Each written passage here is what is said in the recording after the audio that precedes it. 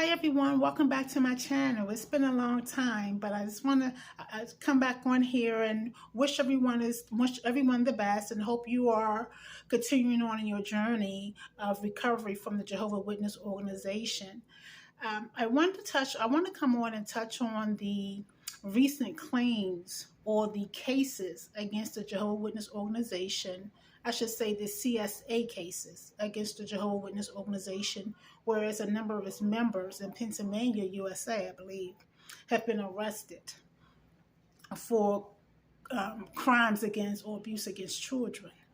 I do recall some time ago when I was an active witness in the field ministry within a group, there was a rumor in my local territory that a child had made claims of abuse against one of the Jehovah's Witness members, a male, a brother. This one particular sister, it maybe was a group, maybe about 10, 12 of us in the group, mainly sisters, but it was a couple of brothers in the group as well. But this one particular sister, she was adamant that that did not happen and it could not happen within Jehovah's organization. Once this sister made that statement, a number of other persons within the group jumped on the same bandwagon stating that this couldn't happen. I didn't say anything because I don't know. I didn't know, and then I didn't have enough information to make a determination.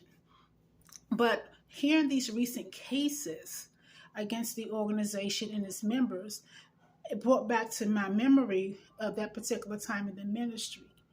I don't know why within the Jehovah's Witness organization, claims such as these, why they think that this cannot happen within the organization. Before it was, or it could still be, it was like an unofficial beef, so to speak, between the Jehovah's Witness organization and the Catholics. From my perspective, the Jehovah's Witness feel as if they are better than the Catholics. The Catholics had a number of sexual abuse cases or claims by its members of their by its members and their clergy. It was all over the news, widespread. However, when the same claims are made within the Jehovah's Witness organization, the Jehovah's Witness officials and members, they dismiss it. My stance is, why would a child lie about being abused? What benefit would a kid have? I will say this about the Jehovah's Witness organization. They are very trusting when you are within this room. Whether you are baptized or you're unbaptized, if you have based a foundation within the organization, within the congregation, you have privy to a lot of things. For instance, while in the ministry, it was not uncommon for adults outside of a child's family to take them along with them in the ministry, to take them on outings without parental supervision. That wasn't uncommon in my area. Things happen within the organization. I can attest. People have come into the organization. People have left and come back, or have come into the organization with deep scars from their background. We had a number of persons who were incarcerated. We had persons who had horrible things occur to them in their early childhood. So it's, for me, claims such as this is not surprising. What is surprising now looking back is the leeway the organization gives to its members. And when claims are made against the organization and its members, how it appears that the governing body or elders are more prone to cover it up, stating that we don't want to bring reproach on Jehovah. But if we have someone who was abusing children, abusing anyone for that matter, who's carrying the title of Jehovah, that's bringing reproach on Jehovah's name. I don't understand the reason why the organization is so closed in, um, and not protecting the most innocent people within their flock. I don't understand that. And it's not me bashing or trying or having an opinion against the organization because I'm no longer affiliated. But no, things need to be in place. Guidelines should be in place to prevent anything like this from occurring in the future. Not covering up, not talking the parent or parents out of contacting the proper authorities, not letting the congregation know what has occurred so they can protect their family, their children, their families. I don't understand that concept because if my child was within the organization and this had occurred to my child, I want I want someone to be accountable for their actions. That's just me, not just elder, I'm going to handle it. And maybe sending the person, the accuser, to another congregation so that they can potentially harm someone else. So it's just interesting to me. I think it was in the United States, Pennsylvania, it was like 15 persons who have,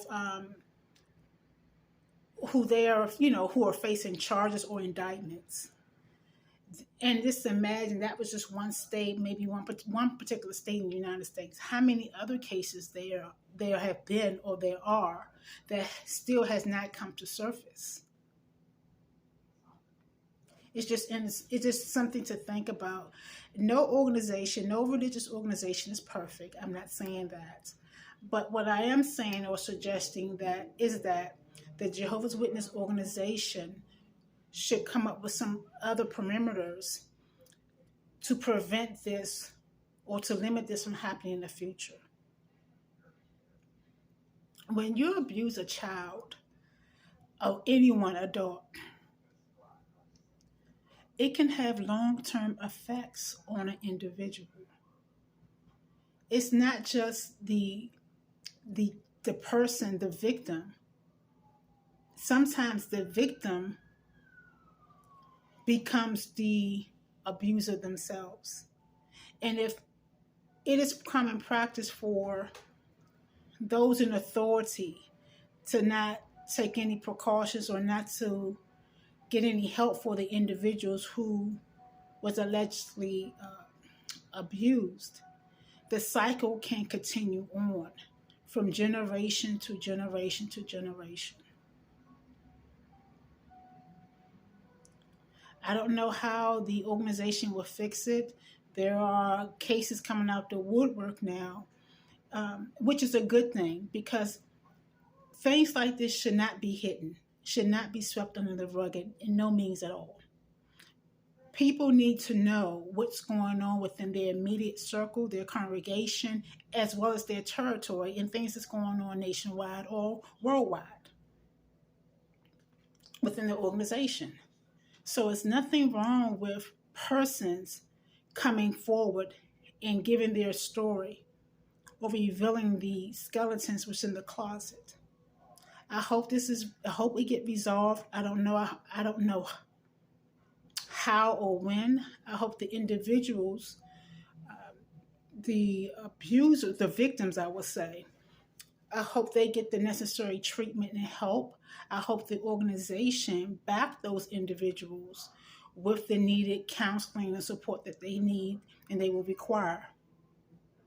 I just don't know. It's just, on one hand, we are the perfect organization.